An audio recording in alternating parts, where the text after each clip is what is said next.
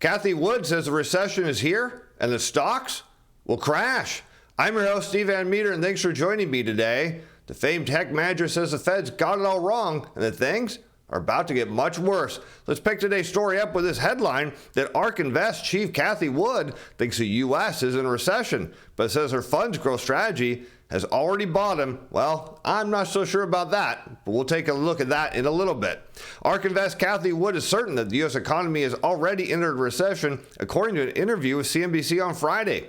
What we do see in these earnings results is that we are in a recession. We think this is an inventory-led recession, and I think that's what's coming through loud and clear. We're seeing advertisers cut back dramatically, she says, all cases that we've made on this show. Let's continue on because Wood's view of the current status of the U.S. economy differs from Fed Chairman Jerome Powell's view, who said last month that he isn't seeing signs of the economy has entered a recession, but Powell and the Fed are mostly focused on lagging indicator, Wood said, like employment market and inflationary readings like the CBI. That means the Fed won't likely acknowledge the economy is in a recession until it's already happened. Well, in the Fed's defense, they don't call recessions, as we heard Powell say at his last press conference. That's up to someone else. So yes, she's right. The Fed will deny it all the way up until they have no other choice. Wood said focuses on leading economic indicators to back up a view that the economy is set to weaken further and inflationary pressures are set to end. She said if you look at the initial unemployment insurance claims, they're up 50% from the low. So I do believe we're going to see some significant disappointment in the employment numbers moving ahead, referring to Friday's non-farm payroll report. Additionally, gold prices peaked in 2020, which is an important gauge of inflation, and copper prices have moved considerably lower, which is a closely watched gauge of economic activity. Well, let's take a look at these unemployment claims because they do have a lot of meaning. In fact, the first one we need to understand is how tight they are compared to the stock market. Then we see stocks go down. Well, it's layoffs, they start. Well, let's take a look at here. We have the 4-week moving average of initial claims in blue against the Wilshire 5000, the total U.S. stock market in red. And you can see what starts to look like, a mirror relationship of each other. But let's flip the red line, the Wilshire 5000 over, and what you can see is stock market starts to head lower. Well, that builds momentum behind unemployment claims. Now, the question you might ask is, well, if the stock market turns around here, does that mean all of a sudden everything's okay in the employment world? Well, not immediately. I mean, think about it. If you've ever lost your job, do you get a call maybe a month or two later and the boss says, hey, you know what? The market's back up. I think the economy's okay. We'd like to bring you right back. And usually that doesn't happen. Once employers make this decision, they stick with it for a while, because one of the key problems here now is we can see momentum building behind this initial claims, because now, unlike the pandemic, when people go on unemployment, they have less money to spend, and you can see it can start to snowball. Let's take a look at today's data on that, because initial jobless claims hit an 8-month high as continuing claims jump ahead of the payroll print tomorrow. And here we can see that initial claims rose 6,000 to 260,000. State claims up 48,000 to 1.416, with total claims at 1.472 million. And so those numbers are trending higher. Bad news for the economy, and bad news potentially for the non-farm payroll report coming up on Friday, tomorrow, from the recording of this show. And here we have the non-farm payroll report in red overlaid against the 4-week average of initial claims. And what makes this a little easier to see is let's invert the non-farm payroll report and move it up a little bit. And what you can see is initial claims do indeed lead the non-farm payroll report, which we've heard from many government agencies. We've heard from the Fed that say, hey, the economy is in good shape because look at all these jobs that are created. And it's really not the number of jobs that matter right now. It matters is the direction. If we're seeing fewer and fewer jobs created, that's what really matters. We don't have to see a negative non-farm payroll print. In fact, we can be in recession and still create jobs. It's the trend that matters, and the trend is headed lower, and we'll find out more tomorrow. Let's continue on.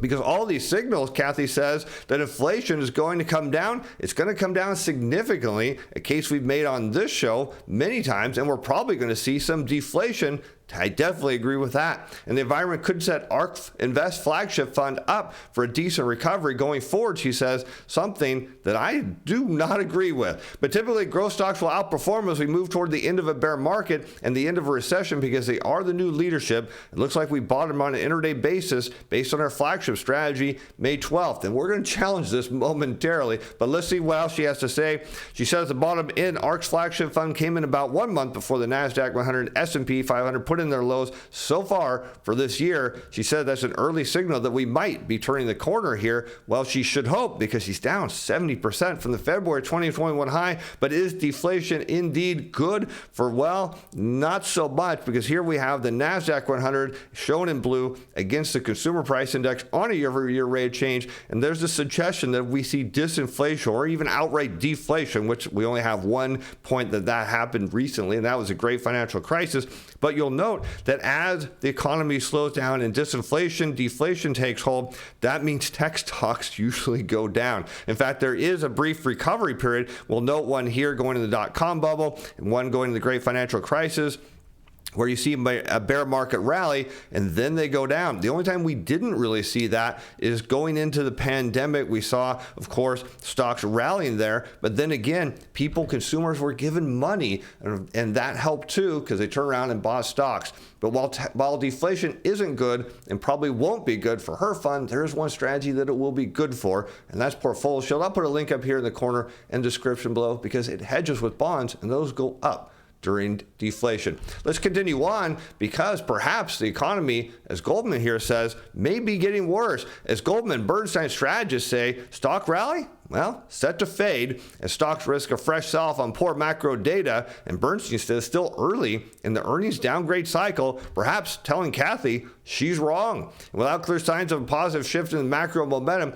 temporary re-risking could actually increase risk of another leg lower in the market rather than signal the end of the bear market, according to Goldman strategists. Bernstein strategists say in a note on Thursday that earnings downgrade cycle is just starting, along with outflows from stock funds. And while investors have stopped buying equities in the second quarter, funds haven't seen a reversal of the huge inflows of $200 billion seen in the first quarter, they said. And there's a couple key points. We can indeed see a rally in stocks here because there's a lot of momentum computer traded models, and they're still short. And of course, if momentum gets pushed a little higher, they will flip into long and start buying. You also have a lot of hedge funds that are upside down on the year, and that means they're going to double down on their bets. But it's not until you see retail investors capitulate and turn into sellers that you know you're closer to a bottom. And from the Fed's perspective, well, if we now overlay the federal funds rate in blue against the NASDAQ 100 in red, what we know is you can see a rally when the Fed gets near a pause. But once the Fed starts cutting, it's all over. Tech stocks and the broad market heading down. Now let's head over to our chief strategist, Jeff Snyder, who comments on the recent data suggesting that perhaps the economy is indeed slowing, despite the fact that the non-manufacturing PMI from the ISM has actually beat expectations and went up. He says in his daily, the small July rebound for the headline, even the larger positive bounces in business activity and new orders have to be considered as no more than a statistical fluctuation common in the high-frequency data. Unless other data begins to pick up and do so convincingly for more than a month at a time, the small increase in the ISM's non-manufacturing has to be treated as a statistical deviation along with the same downward trend, especially given the difference between this version of services and the S&P Global's index for the same time. Now, what is he referring to by the S&P Global? We'll check this out from yesterday's data. We note that the services PMI and the S&P Global composite PMI both were contraction under 50 at 47.7 for the global composite and 47.3 for services, kind of bucking the trend for the ISM that went up, which is what Jeff's trying to say. Another indication the economy is slowing, we got the import data that slows down as well, dropping from 341 billion to 340 as it looks to plateau. And in an economy, a consumption-based economy, you need to see imports and exports growing. Now, exports went up a little bit, but imports to the biggest consuming country starting to plateau, not necessarily a good sign. Now let's try to head over to Tracy Shoe Charts Daily, published today in Markets Insider Pro. If you're not signed up, it's still free. Link in the description below. She notes that the OPEC Plus meeting ended yesterday with a paltry 100,000 barrel increase in production that was prorated between all members. She said this is literally nothing, especially in the light of the fact that the June total over compliance was at 253%. This means that they underproduced quotas by 253%, if you can imagine. In addition, there are only two countries that actually have spare capacity, and that's Saudi Arabia and the UAE. Estimated spare capacity between the two is 2.5 million barrels a day, and some suggest that is even high. And the physical markets remain tight, with Saudi Arabia raising prices of arid light to record $9.80 over local benchmark prices. If you want to hear more what Jeff has to say and Tracy and my report, well, be sure to sign up for Markets Insider Pro. Again, free for a limited time. I'm Steve Van Metre. Thanks for being fans. Thanks for watching. Bye now.